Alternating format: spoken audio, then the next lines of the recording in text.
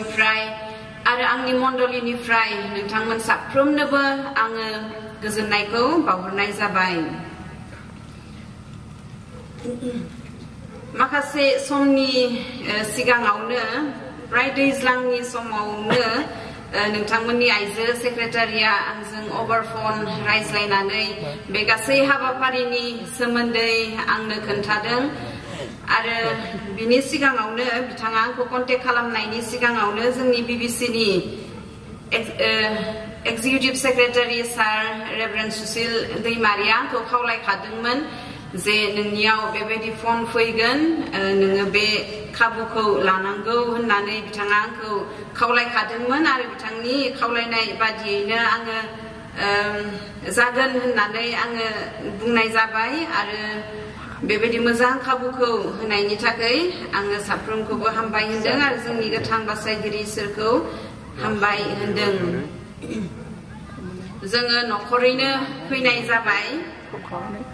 बेयावहाय नोंथांमोननिसिम निमाहा बिनाय जाबाय नोंथांमोनखौ एसे साननैसो खस्थ' होनाय जासिगोन जोङो गथ'फोरखौबो लानानै फैफानाय जाबाय आरो गोबां जोङो बिसि बिसाय सानैजों गोबां बेस्थ' थायो। आंनि बिसायाबो बिथाङाबो मण्डलिनि पास्टर आरो लोगोसे बेबायदिनो जि सुजुग मोनो इसोरनि खामानि मावनो बिखौ मावो आरो बेबायदियैनो जोङो सानैबो इसोरनि परिसरजआव थायो गुबुन गुबुन फारिलाइफोराव थाङो आरो बेबायदिनो गोबां समाव जोङो न'खर जानानै जोङो माब्लाबा समाव बेरायनो बाहेराव ओंखारलांनो बेबायदि जोङो समखौ मोना आरो बेयावहाय बे समखौ जोङो न'खरैनो फैनो थाखाय जोङो बेयावहाय बेबायदि थांखि लानाय जाबाय। बेयावहाय नोंथांमोननिसिम आङो निमाहा बिदों। नोंथांमोननि गाहाय आयदा बे जादों जुहन 14 बालाब 27 सिरि। जुहन 14 बालाब 27 सिरि।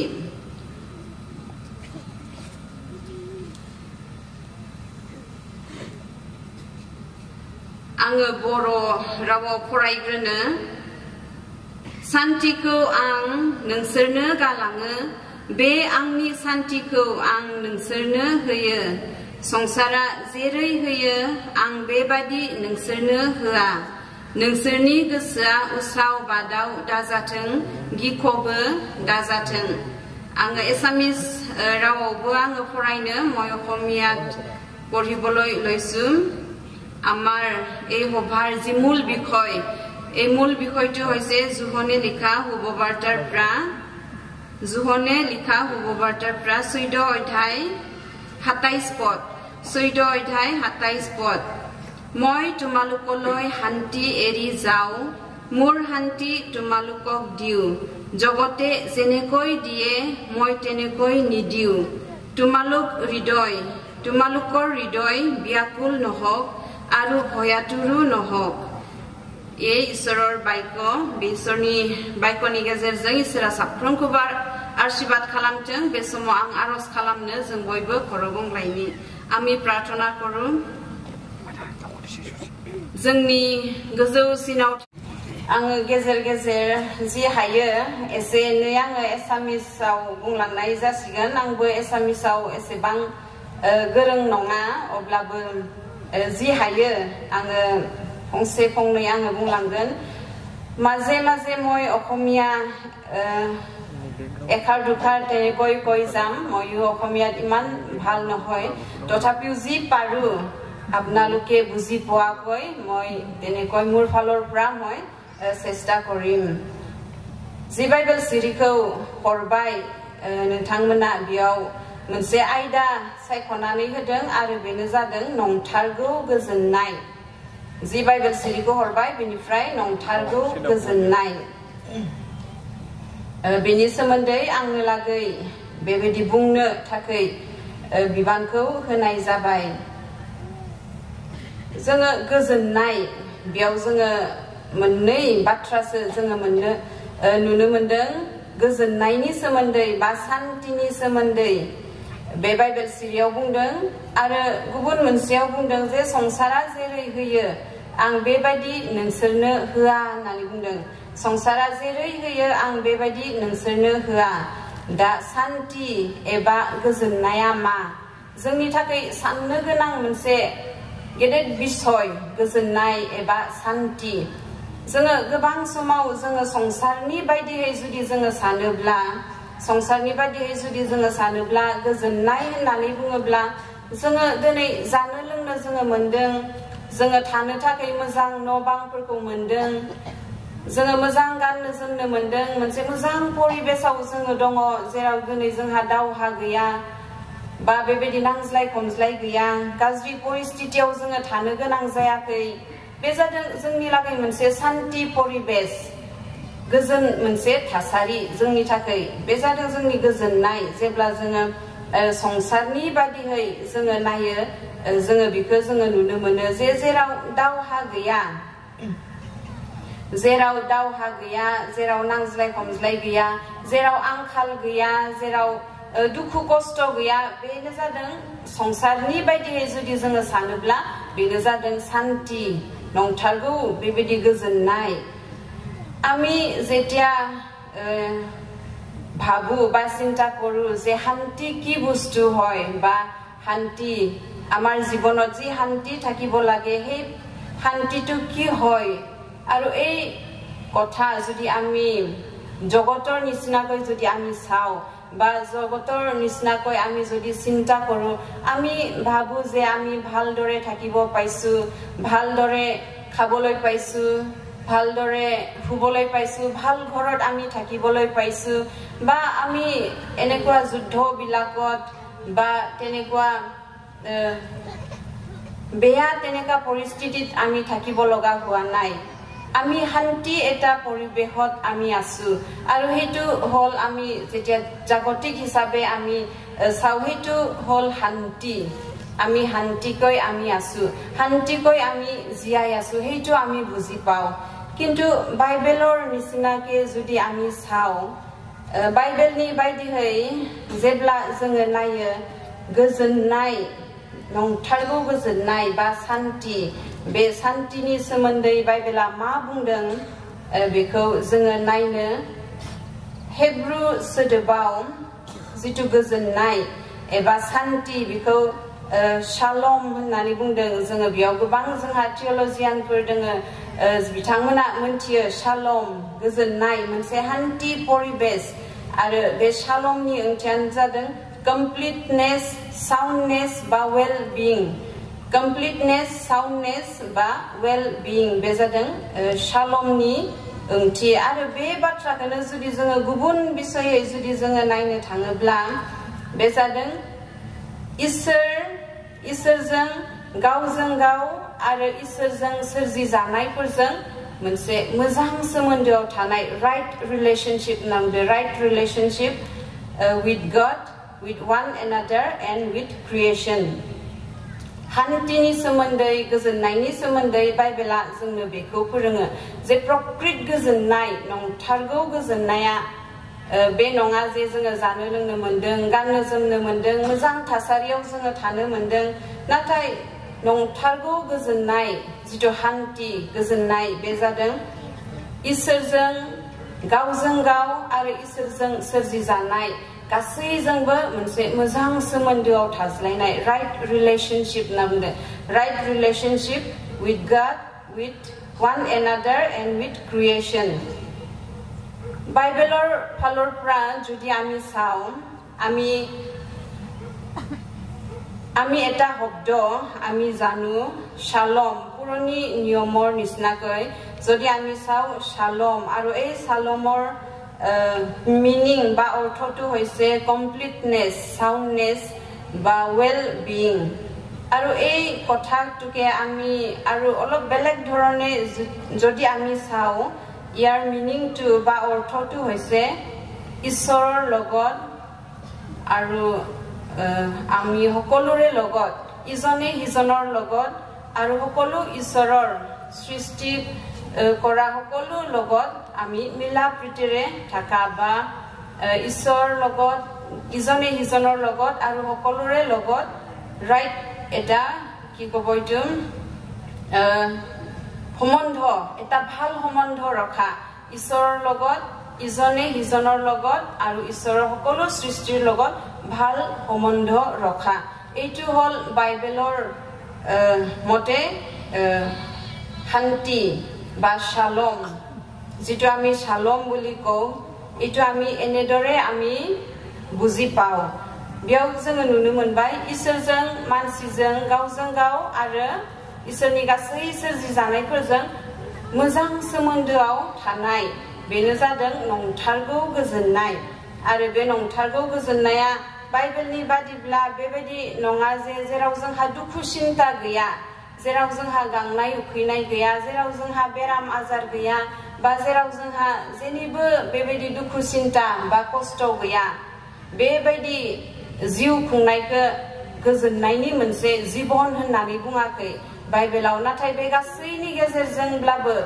गासै दुखु दाहा सिन्ता समस्याफोरनि गेजेरजोंब्लाबो जेब्ला जोङो इसोरजों गावजों गाव आरो इसोरनि गासै सोरजि जानायफोरजों जेब्ला जोङो मोनसे मोजां सोमोन्दोआव थागोन बेसो जोंनि नंथारगौ गोजोननाय आरो बेयावसो जोंनि नंथारगौ गोजोननाया दोङो आरो बे गोजोननायखौनो जिसु ख्रिस्टआ जोंनो गालांबाय होनना बुंदों आरो ए हान्तिके ঈশ্বৰে বা जिसु ख्रिस्टয়ে আমাক থৈ গল বা আমাৰ কাৰণে দি গল হে বাক্য আমি जुहनत আমি দেখা পাইছো बे बाथ्राखौ जोङो नुनो मोनबाय जे जिसु ख्रिस्टआ जोंनो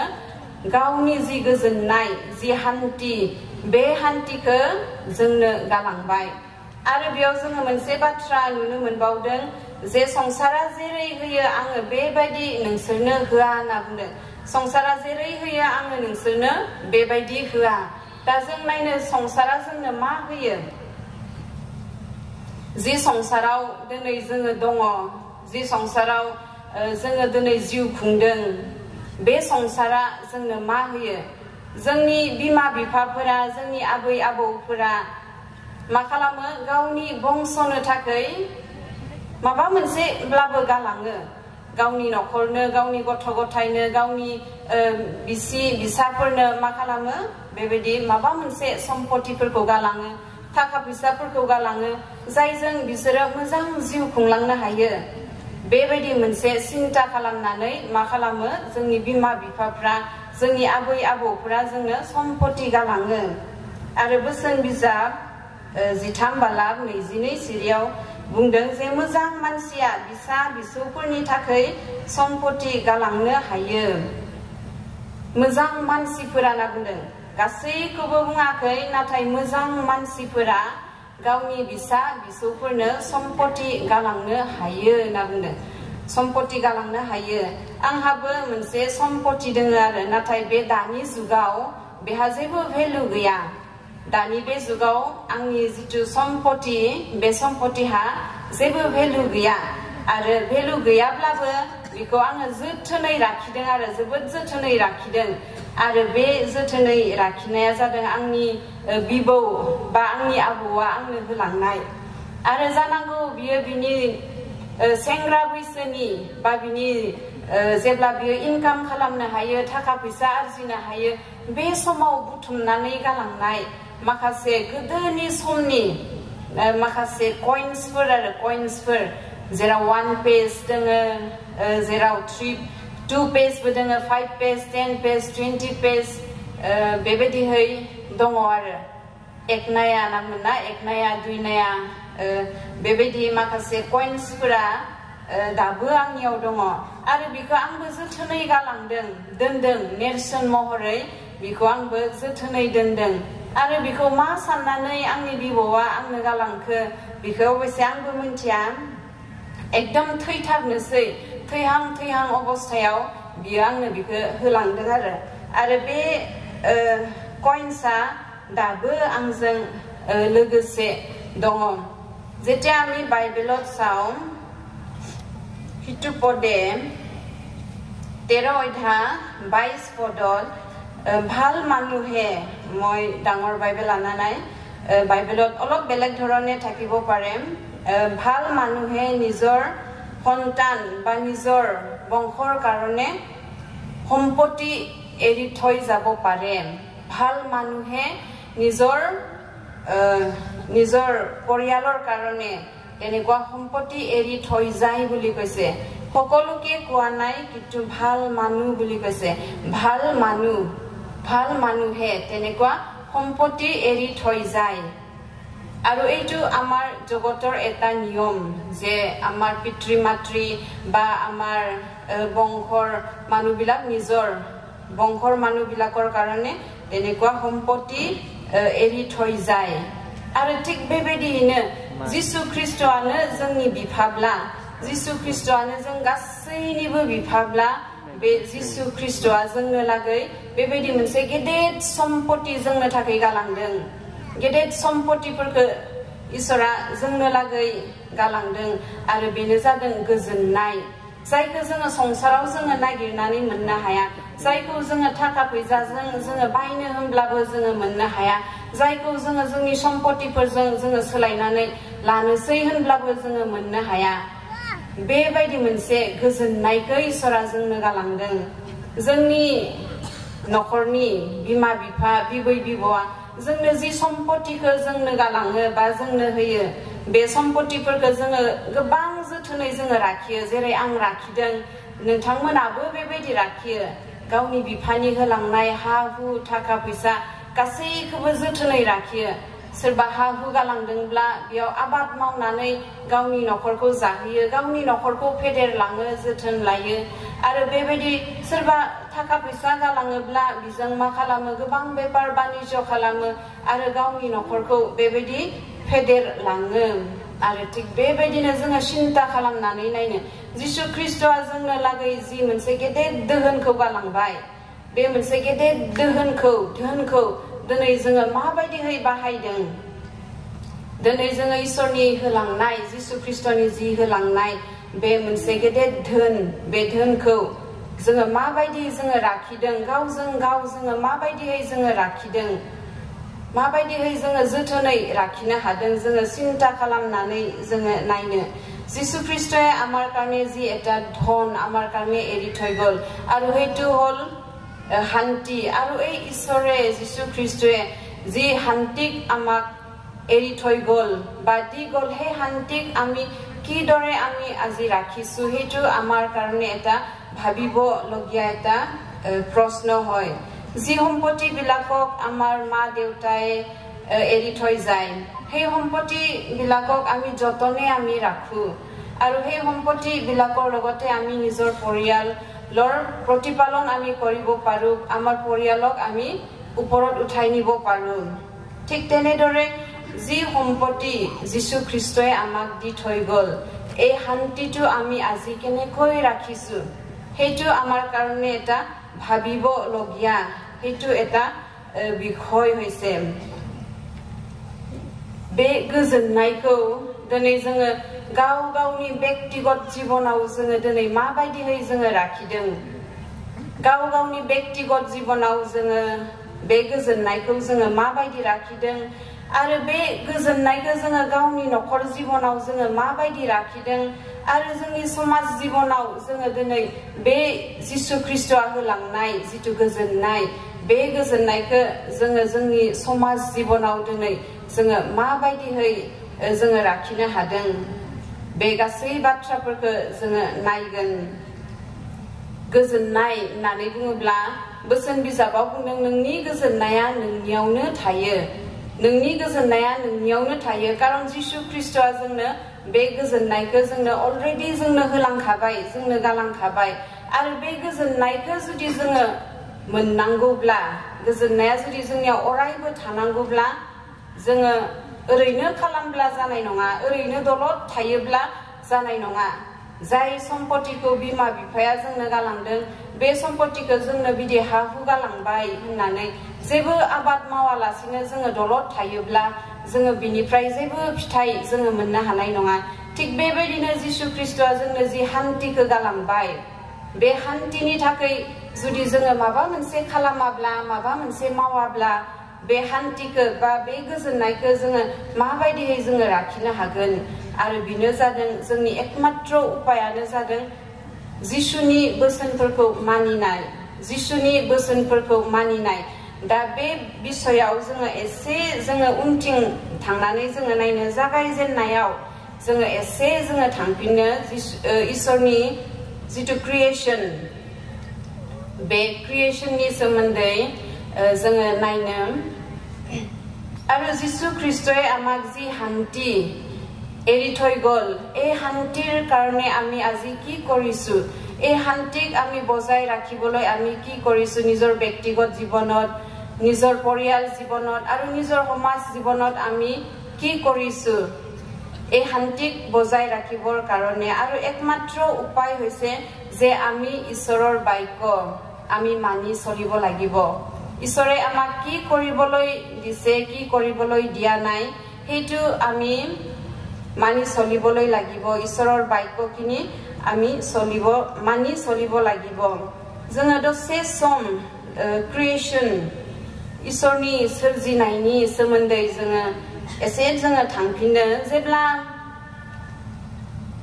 इसोरा बुहुमखौ सोरजिदों गासै पृथ्वीखौ सोरजिदों आदम हावाखौ सोरजिदों जिब जुनारफोरखौ सोरजिदों बे समनि नोजोरखौ जोङो एसे जोङो नाहरनि जेब्ला इसोरा गासै बुहुमखौ सोरजिदों पृथ्वीखौ सोरजिदों बे समाव गासैखौबो इसोरा समायना नुदों आरो बयनिख्रुइबो साबसिन इसोरा मानसिखौ नुदों आरो इसोरा आदम आरो हावाखौ सोरजिदों इसोरा आदम आरो हावाखौ गावबायदि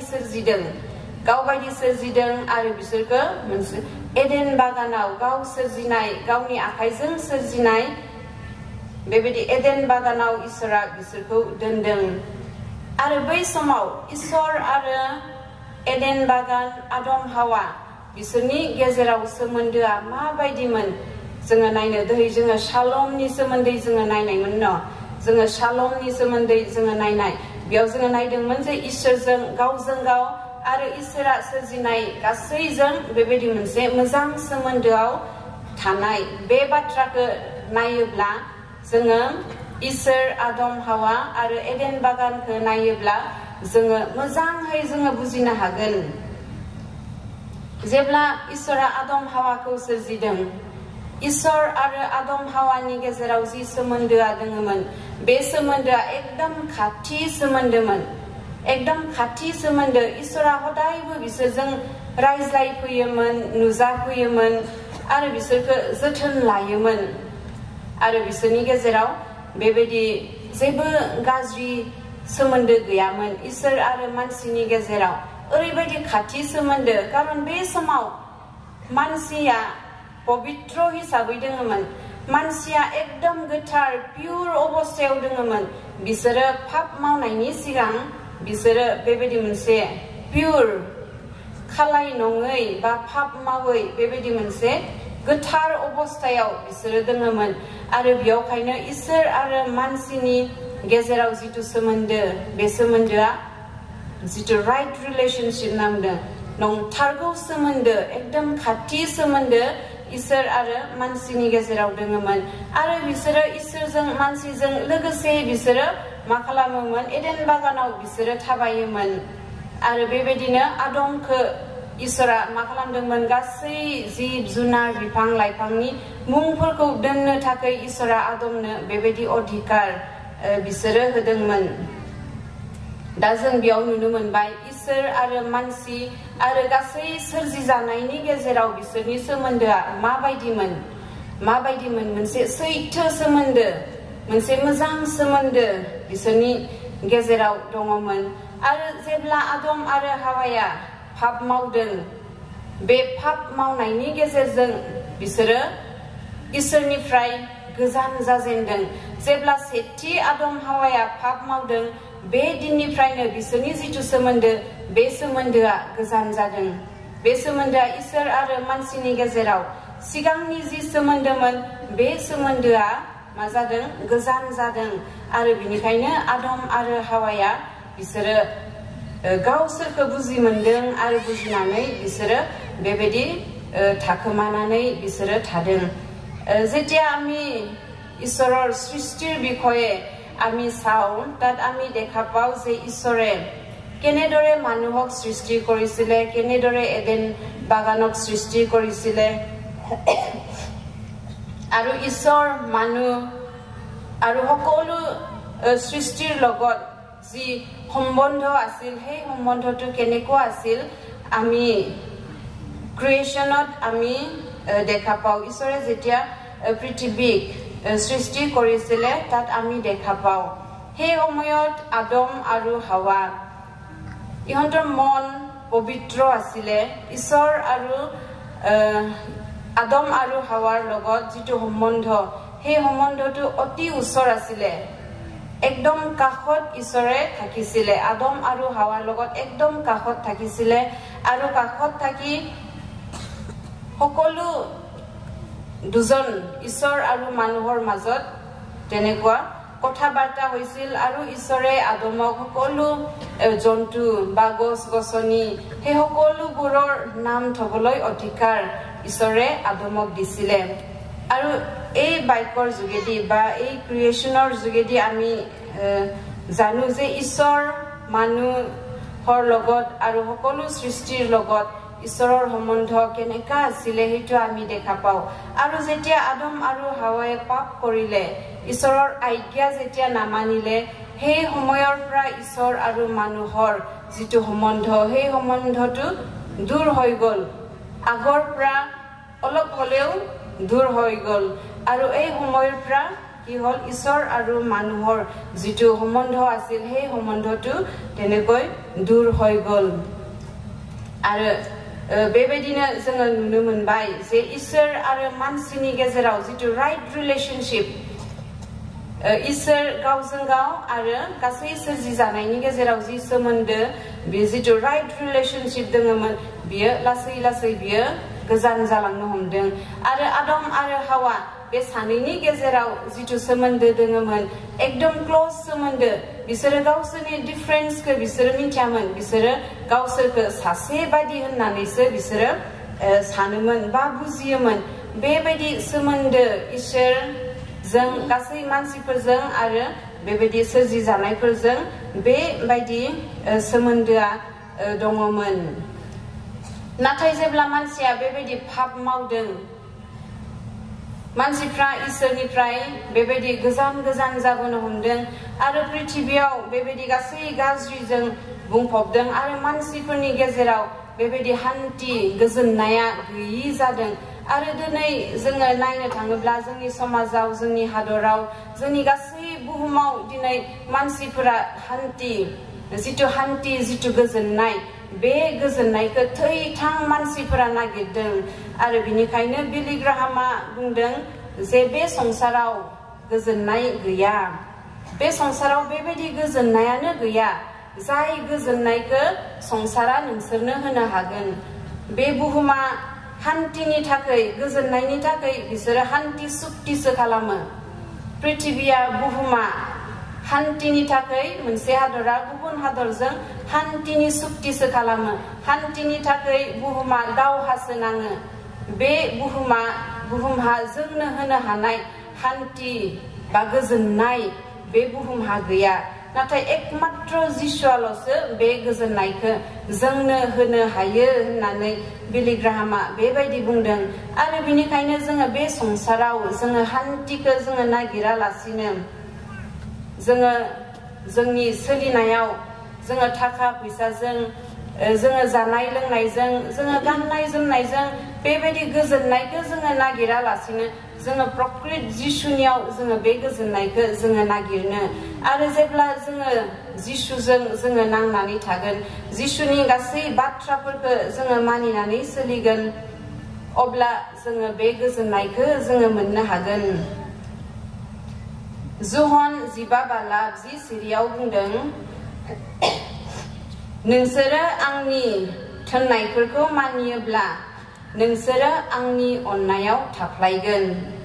जुहन 15:10 नोंसोरो आंनि थिननायफोरखौ मानियोब्ला नोंसोरो आंनि अननायाव थाफ्लायगोन आरो जुहन 14:15 नोंसोरो आंखौ अनोब्ला नोंसोरो आंनि थिननायफोरखौ मानिगोन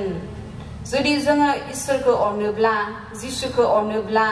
आरो जिसुजों बेबायदि मोनसे गोजोननायाव जुदि जोङो थानोब्ला जोङो जिसुनि थोननायफोरखौ जोङो मानिनांगोन आरो जेब्ला जोङो जिसुनि थोननायफोरखौ जोङो मानिगोन बेयावसो जोंहा गोजोननाया दङ आरो जिसुआ दिनै जोंखौ मा थोनदों जेब्ला जिसुआ बे संसाराव दङमोन जोङो मानसि माहारिया जोङो माबायदि जिउ खुंनांगौ माबायदि थानांगौ गावजों गाव जोङो माबायदि सोलिनांगौ बे गासै बिसयफोरखौ जिसु ख्रिस्टआ जोंनो होलांखाबाय बा जोंनो होखाबाय आरो बेनो जादों माथाइ 22:34 निफ्राय जेब्ला जों नायगोन अब्ला बेयाव नुनो मोनगोन जे फरिसायफ्रा जिसुखौ आनजाद लानो सोंदोंमोन जे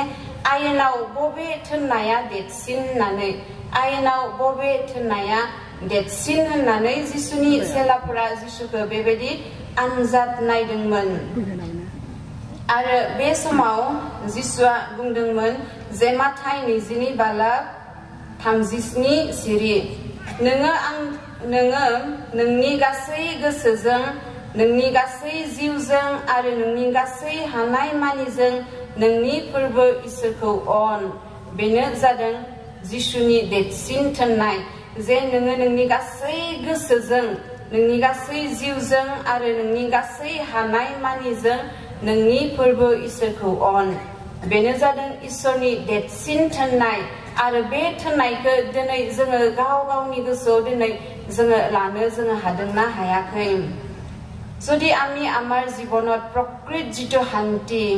সেই শান্তিটো যদি আমাক লাগে সেই শান্তিটো পাবৰ কাৰণে যীশু খ্ৰীষ্টই আমাক যি বাক্যবোৰ শিকাই থৈ গ'ল যি কৰিবলৈ শিকাই থৈ গ'ল সেই সকলো বাক্যবোৰ আমি নিজৰ জীৱনত লৈ আমি চলিব লাগিব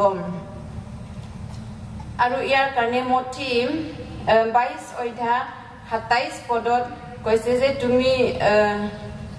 সকলো হৃদয় আৰু সকলো যিমান পাৰা সেই সকলোৰ লগত ঈশ্বৰক প্ৰেম কৰা বুলি কৈছে মঠি 22:37 পদ মঠি 22:37 পদ মই পঢ়িবলৈ লৈছো মঠি 22:37 পদ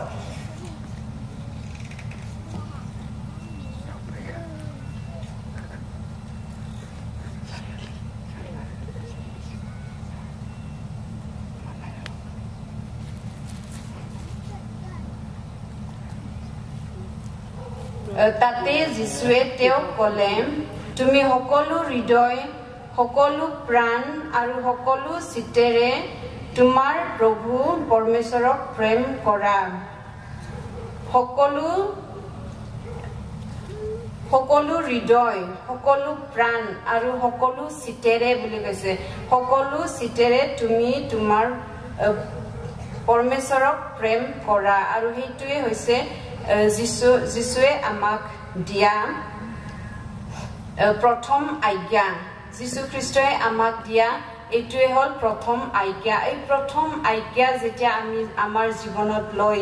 আমি মানি চলিম তেতিয়া আমি যীশু খ্ৰীষ্টই আমাক যি শান্তি আমাক দি থৈ গৈছে সেই শান্তিক আমি বিচাৰি পাম